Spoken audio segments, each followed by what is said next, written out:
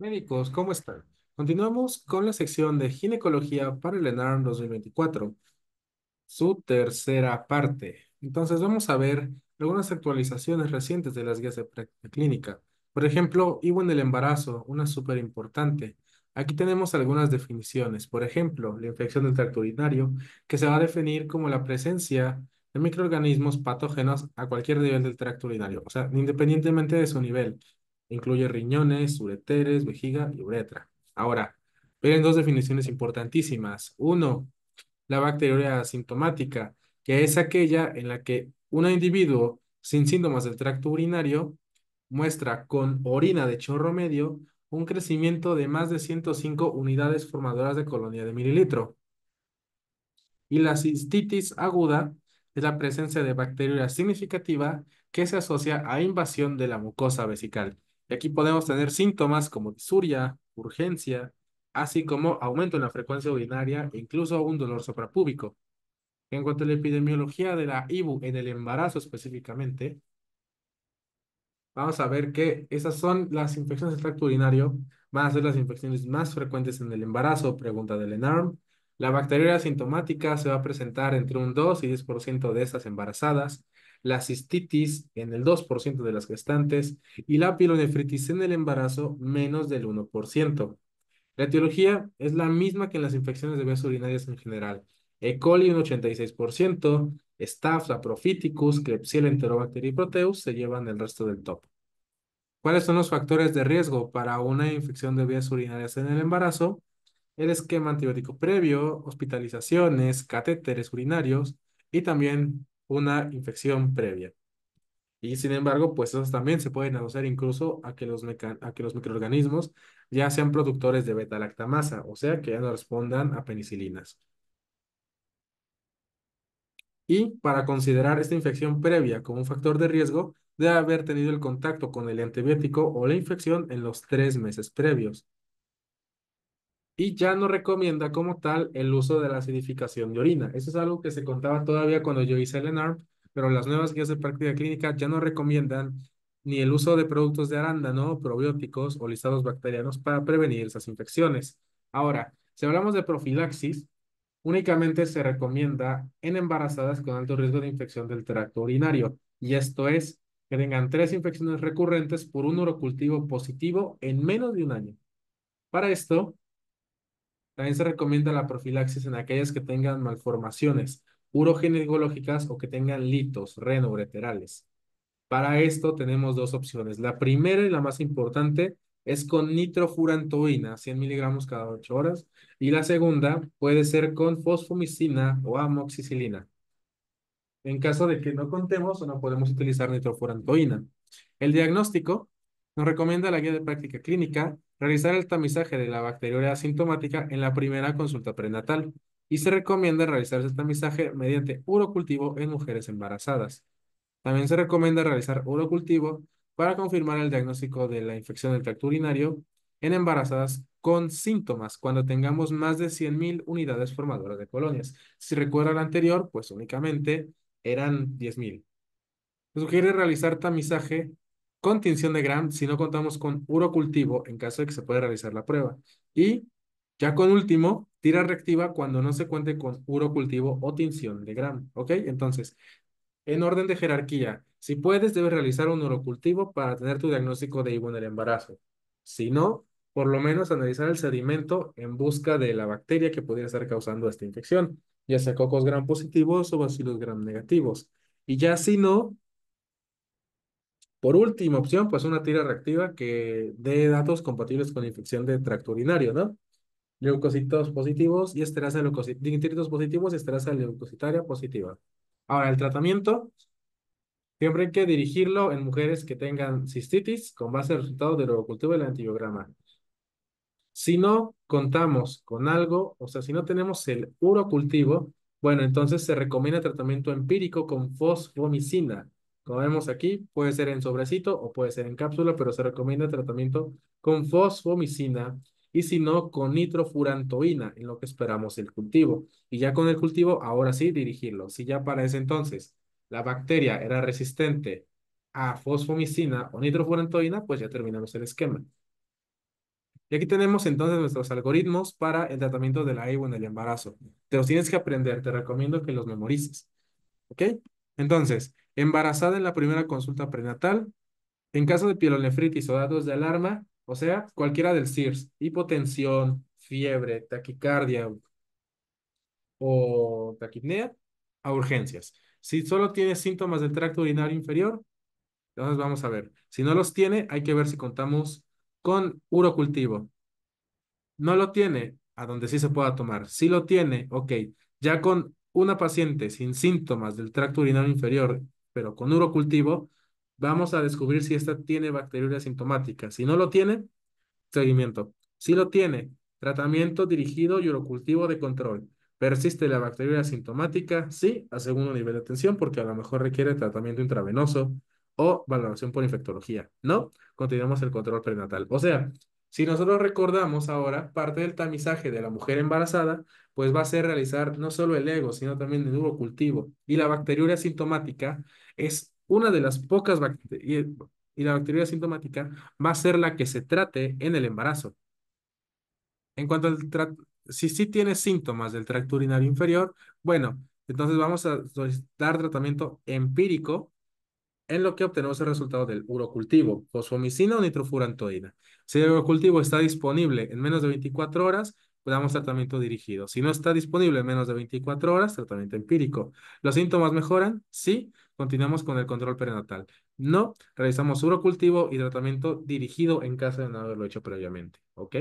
Ahora, en caso de que si tuviéramos como tal una infección, entonces vamos a ver si ya tenemos urocultivo disponible, tratamiento basado en el antibiograma, potencial teratogénico y alergias. Si no lo contamos con el urocultivo, entonces vamos a valorar si tenemos o no factores de riesgo para microorganismos productores de BLE. Si sí los tiene, y recuerda, BLE es beta-lactamasa de espectro extendido, o sea, resistente a cefalosporinas de tercera generación, Traxona, ¿no? Entonces, si sí tiene factores de riesgo para BLE, que prácticamente es tener antecedentes de infección por BLE o en su defecto antimicrobiano en los últimos 3 meses, vamos a dar nitrofurantoína, fosfomicina o ertapenem. Y si no tenemos factores de riesgo para BLE, damos beta-lactámicos o en su defecto trimetoprim con sulfametoxazol, ¿ok? Esas son las opciones que nos está dando la guía de práctica clínica. Ahora, es importante la clasificación de los medicamentos según el riesgo del embarazo, donde vemos que de categoría B son todos menos el trimestoprim. Entonces, prácticamente son seguros nitrofurantoína, fosfomicina, ertapenem y ceftriaxona. Donde ceftriaxona vemos aquí que es el que menos contraindicaciones tiene, ¿no? Generalmente según el embarazo. Pero podemos utilizar ertapenem sin ningún problema. Nitrofurantoína,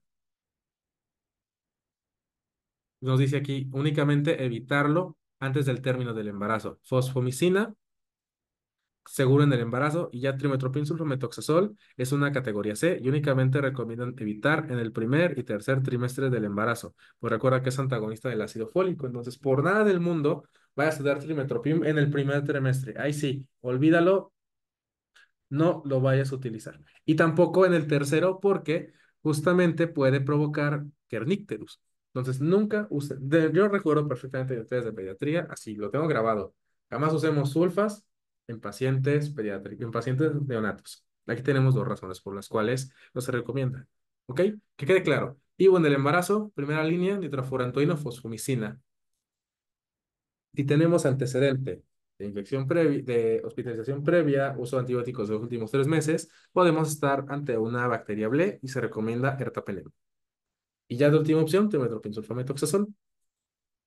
Vamos a hablar de anticoncepción, ¿ok? Nos dice la GPC que la planificación familiar se define como el conjunto de actividades, procedimientos e intervenciones que se brinda a la población mediante consejería, educación en salud y métodos anticonceptivos, para que las personas puedan ejercer su derecho y responsabilidad al tener hijos y a su vez el número que ellos quieran y el momento adecuado para tenerlos. Nadie les puede decir cuándo ni cómo.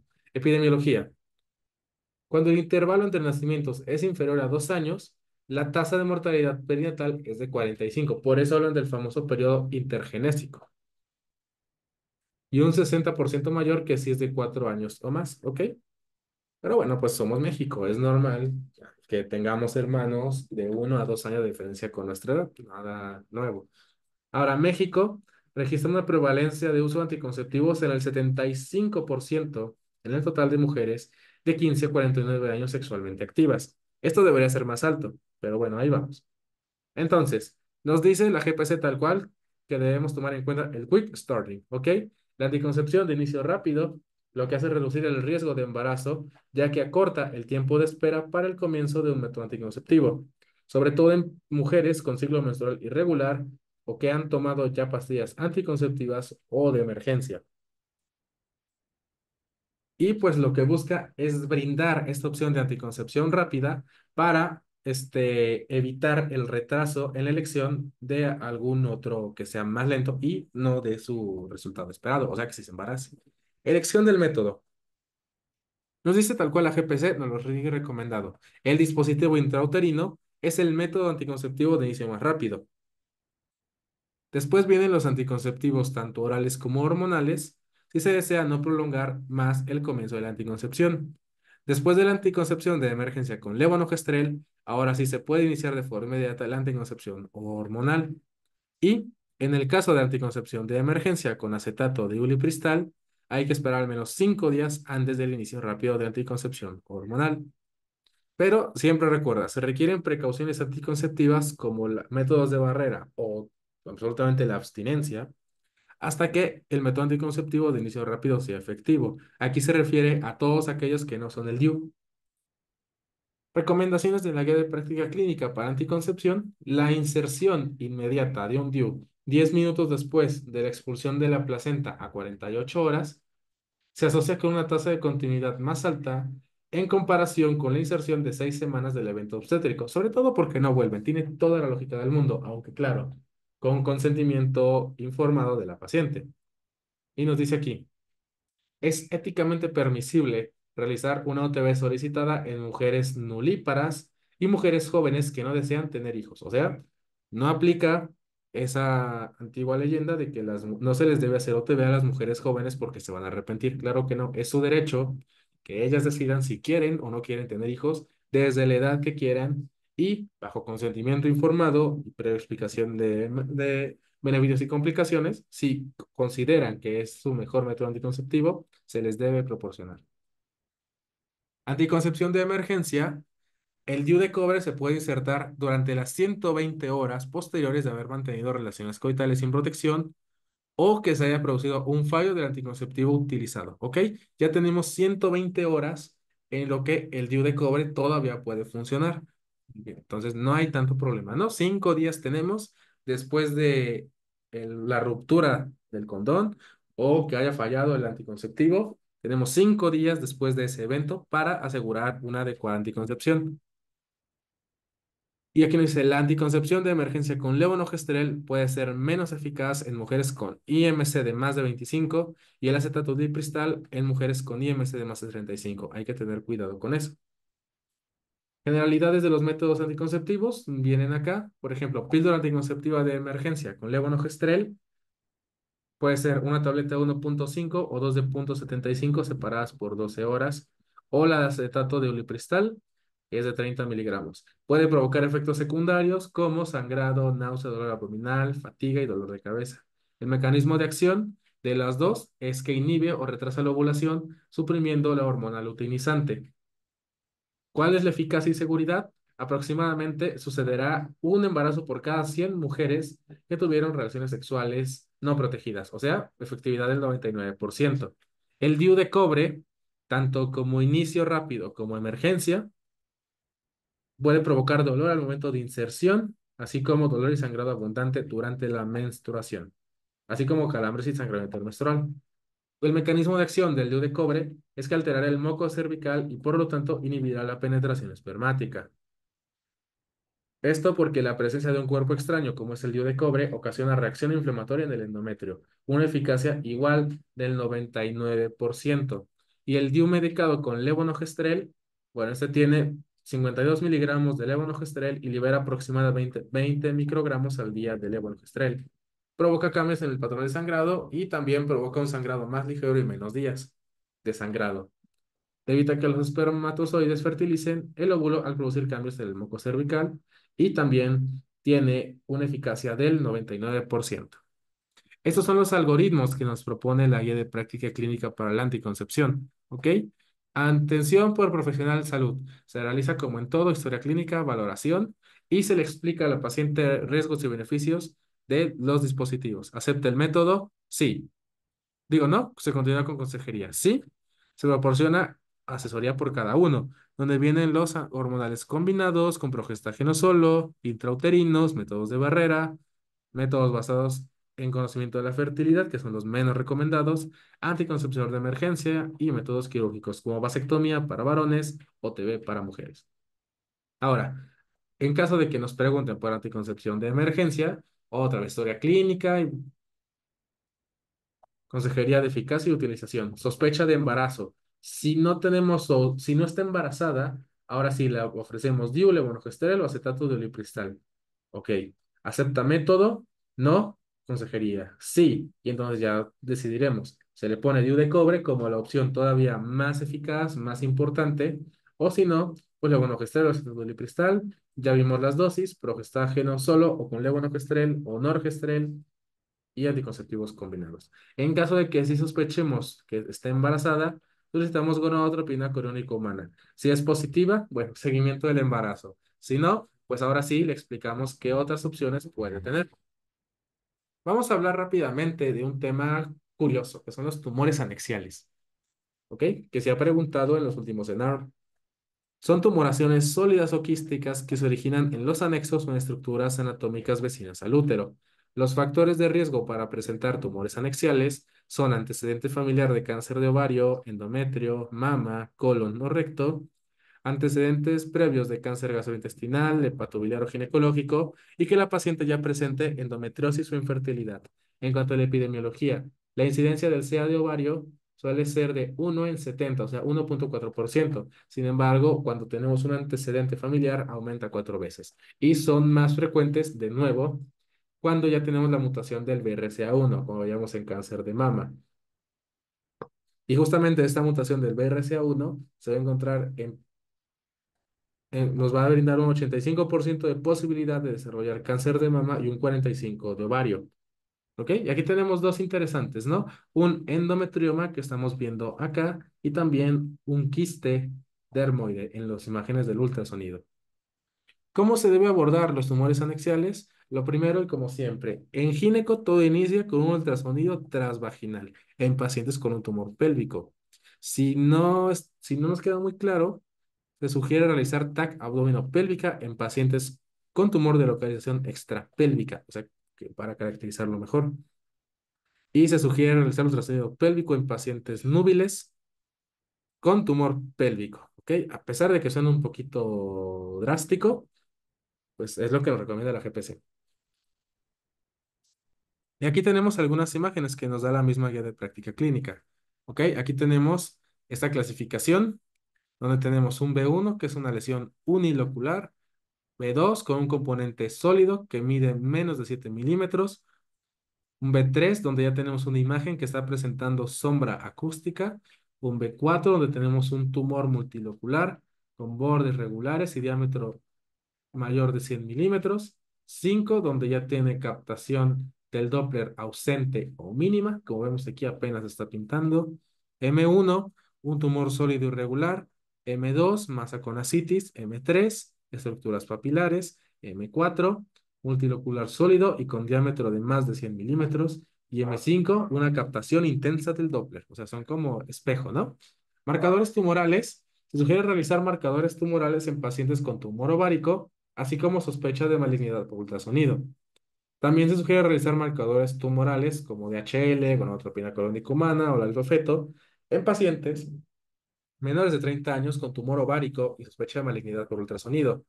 Finalmente, se sugiere realizar el CA-125 en pacientes a partir de la cuarta década de la vida con tumor ovárico y sospecha de malignidad por el ultrasonido. Para el tratamiento, se recomienda elegir abordaje quirúrgico en pacientes con tumores anexiales benignos. También se recomienda el estudio transoperatorio en todos los casos de tumores anexiales, justamente para saber si estamos ante una neoplasia maligna o no. Y se recomienda realizar abordaje laparoscópico en tumores anexiales en el embarazo, acorde a las características clínicas del tumor. Entonces, diagnóstico, manejo y referencia de pacientes con tumores anexiales. Historia clínica, ultrasonido pélvico y o transvaginal, acompañado de biometría hemática, gonadotropina crónica humana, glucosa, urea, creatinina y tiempos de coagulación. Se van a solicitar marcadores tumorales de acuerdo a las características clínicas y grupo etario. Y con todo esto podemos decidir si tenemos o no sospecha de malignidad. Si sí, se va a oncología quirúrgica o ginecología oncológica para que lo aborden bien. Si no, o sea, si no sospechamos que sea maligno, bueno, indicamos tratamiento quirúrgico. Si sí, ginecología. Si no, la dejamos ahí y lo revisamos otra vez en 8 a 12 semanas. Si nuestra sospecha sigue siendo que no es maligno, se realizará seguimiento anual. Aquí tenemos imágenes de las guías de práctica clínica, en donde, por ejemplo, aquí vemos tomografía, donde observamos estas masas que son totalmente malignas, ¿no? Vemos cómo tiene cambios en la densidad, está multiloculado, tiene bordes irregulares, incluso, pues aquí tiene cambios en la densidad. Y ya que los extraen, vemos que, por ejemplo, era un carcinoma seroso con estadio avanzado, ¿no? Como vemos aquí en las imágenes extremadamente gráficas que nos brinda la guía de práctica clínica sobre estos tumores de ovario. Aquí tenemos más. Aquí tenemos un hematocolpos, por ejemplo. Se realizó punción para confirmar el diagnóstico. Eso se manda a biopsia, ¿no? Y eso es un cuerpo extraño enquistado que podría parecer un tumor pélvico abdominal, pero pues parece que era pura grasita, ¿no? Y listo, médicos. Muchas gracias por acompañarnos. La clase de hoy fue un poquito más cortita. Estamos a punto de terminar el bloque de ginecología para continuar con obstetricia. Muchas gracias. Nos vemos en la siguiente sesión.